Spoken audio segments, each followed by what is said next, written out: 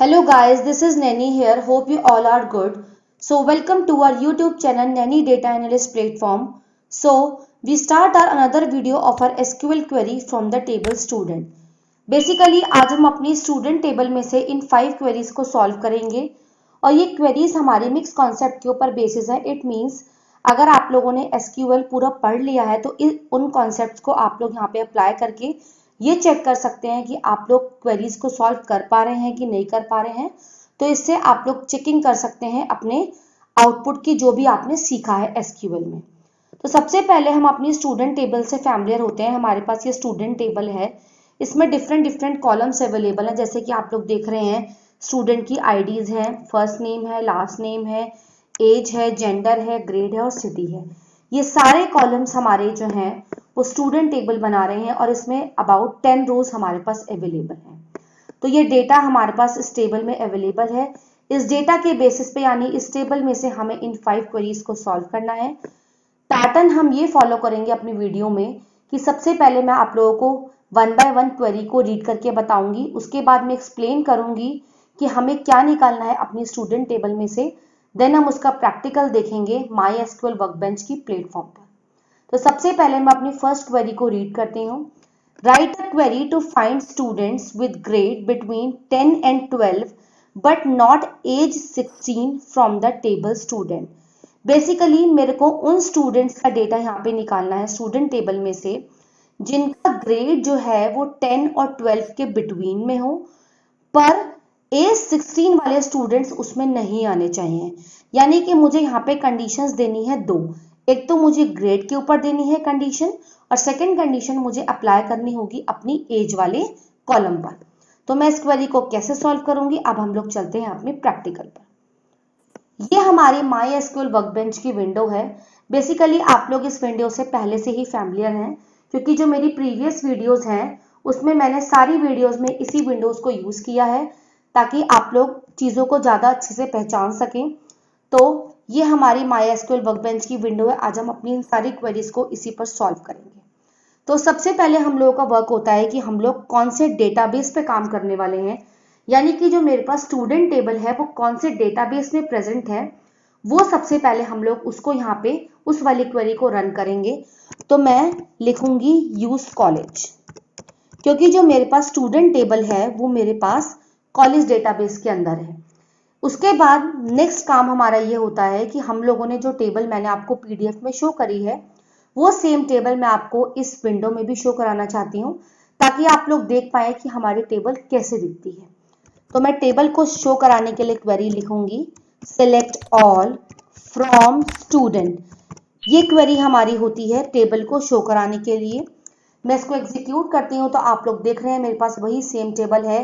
Student ID, first name, last name, age, gender, grade and city. वही same table है जो मेरे पास वहां पे PDF में प्रेजेंट थी.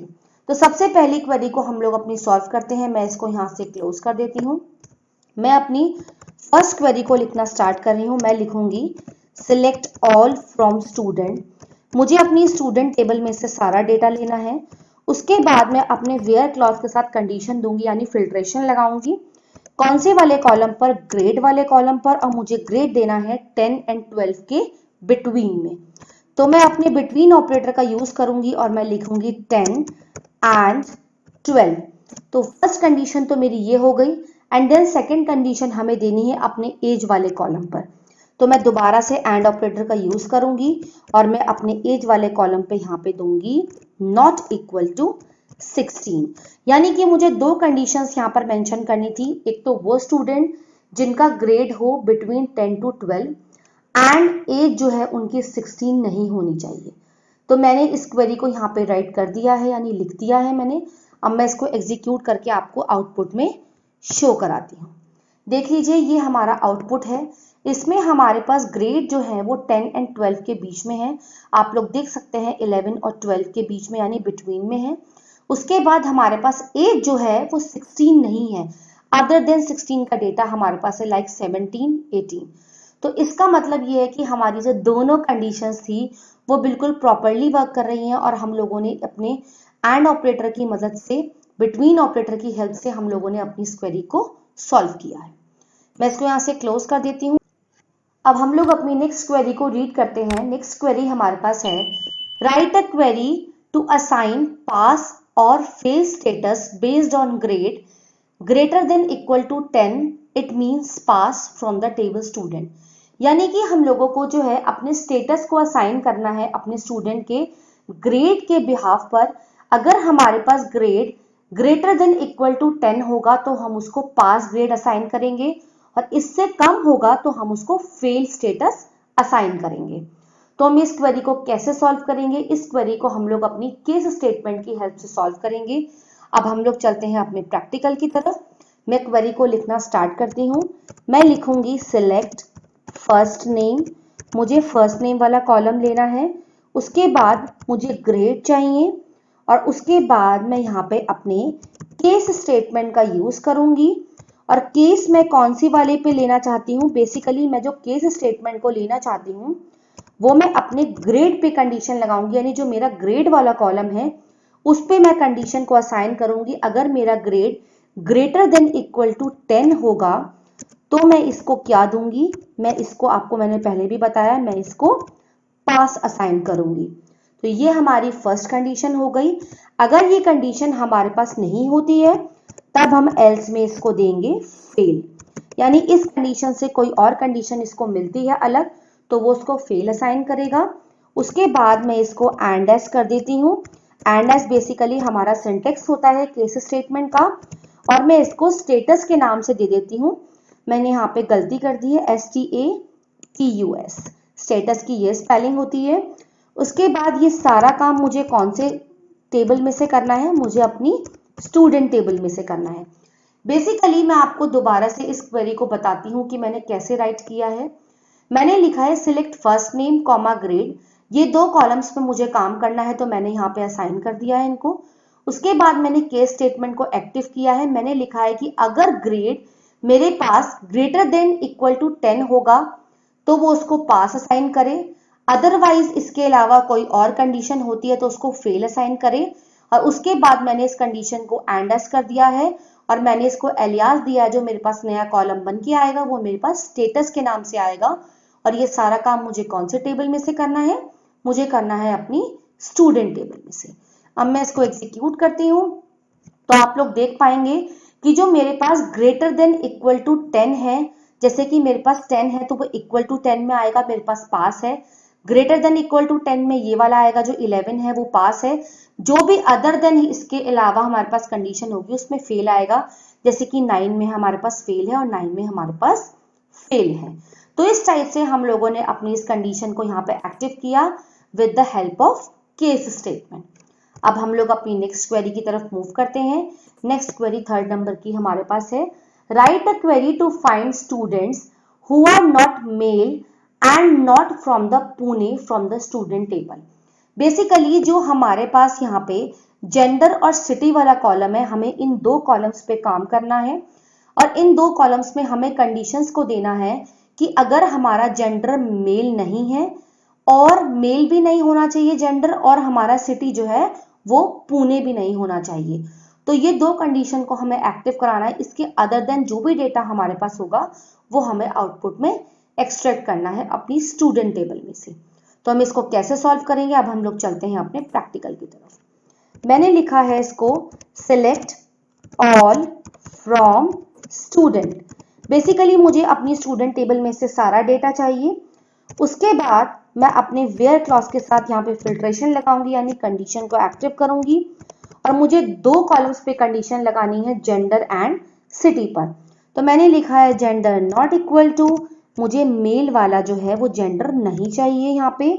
उसके बाद मैं एंड ऑपरेटर से यहाँ पे कनेक्ट करूंगी, और सेकंड कंडीशन मुझे सिटी वाले कॉलम पे लगानी है जो कि मुझे फिर से नॉट इक्वल टू लेना होगा, और मैं यहाँ पे देना चाहूंगी Pune.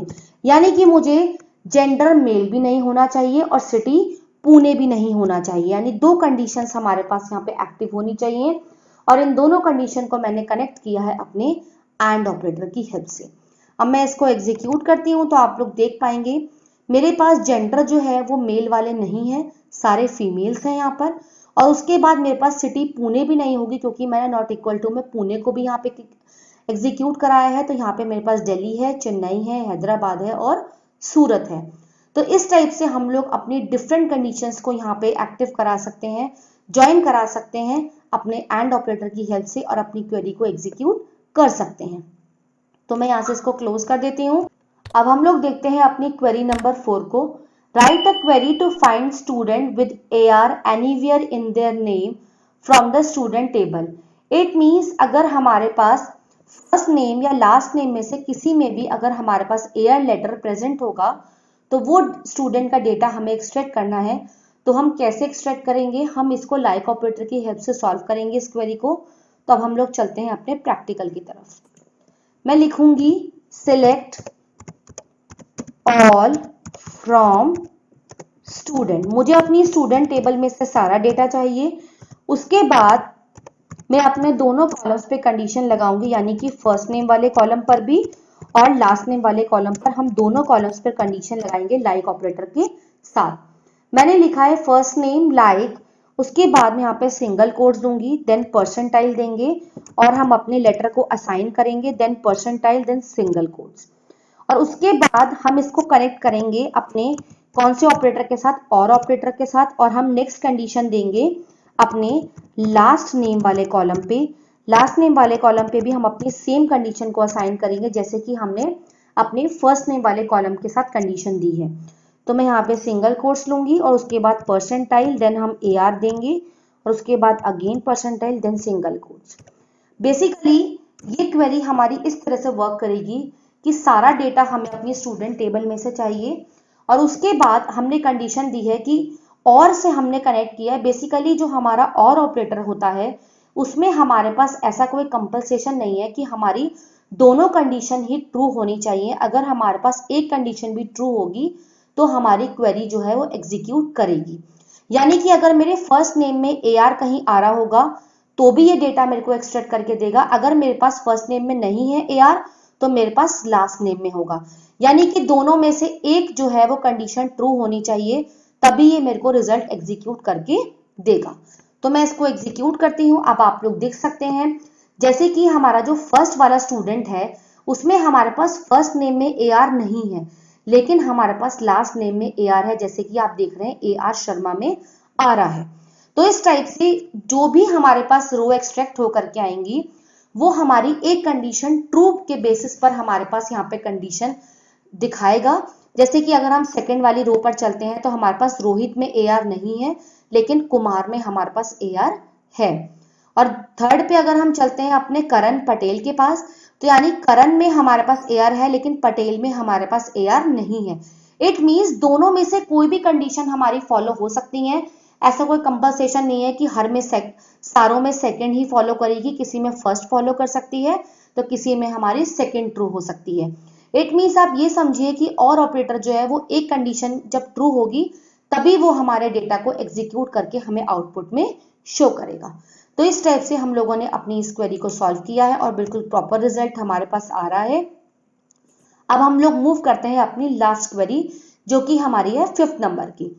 Right a query to show age plus grade as a single column from the student table.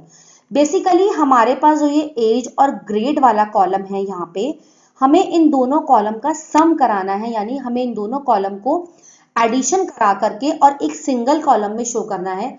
तो हम इसको कैसे करेंगे, यानी कि मैं 16 में अगर 10 को ऐड करती हूँ तो 26 होगा और वो एक नए कॉलम में मुझे आउटपुट में शो होना चाहिए। तो मैं इसको कैसे एग्जीक्यूट करूंगी, अब हम लोग चलते हैं अपने प्रैक्टिकल पे। मैं लिखूंगी सिलेक्ट फर्स्ट नेम, मुझे अपने फर्स्ट नेम वाला कॉलम चाहिए, कॉमा एज वाला कॉलम चाहिए, उसके बाद मुझे अपने ग्रेड वाला कॉलम भी चाहिए, यानी मुझे 3 कॉलम्स चाहिए। उसके बाद मैं यहाँ पे ब्रैकेट्स को ओपन करूंगी और मैं एज और ग्रेड को मैं यहाँ पे प्लस कराऊंगी, यानी सम कराऊंगी दोनों का, और उसके बाद मैं इसको एलियास दूंगी एज प्लस ग्रेड करके, जिससे कि मेरे पास ये जो नया कॉलम आएगा वो मेरे पास किस नाम से आएगा, तो मुझे समझने में ज्यादा आसानी होगी। मैंने लिखा है एज एज प्लस ग्रेड, और ये सब काम मुझे कौन से टेबल में से करना है, मुझे अपनी स्टूडेंट टेबल में से करना है।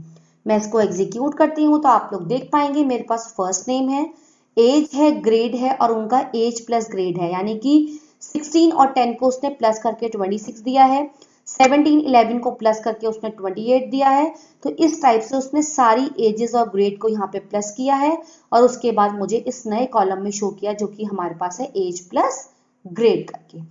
तो इस टाइप से हम लोगों ने अपनी इन सारी क्वेरीज को सॉल्व किया है और मुझे उम्मीद है कि आप लोगों को ये सारी क्वेरीज बहुत इजी वे में समझ में आई होंगी। अगर कोई डाउट होता है किसी भी क्वेरी में या आप लोगों को कोई क्वेरी समझ में नहीं आती है तो प्लीज आप लोग कमेंट कर सकते हैं मेरे कमेंट बॉक्स में। मेरे पास जो भी पॉसिबल सोल्यूशन होगा मैं उसको जरूर प्रोवाइड कराऊंगी। मुझे उम्मीद है कि आप लोगों को अगर ये वीडियो पसंद आई हो तो प्लीज मेरी वीडियो को लाइक कीजिए और हमारे चैनल को सब्सक्राइब कीजिए ताकि मुझे मोटिवेशन मिल सके, मैं आपके लिए और इस टाइप की वीडियोस को क्रिएट कर सकूं। So I hope you understand all the concept very well through this query video. If you have any doubt, please drop a comment in the comment box. I request if you are new to our channel, please subscribe our channel so that you can't miss any video notification. If you learn new thing from this video, please like my video and share my video more and more to your friends, especially who are preparing for our SQL upcoming interview. So thank you all. We will meet in our next upcoming class.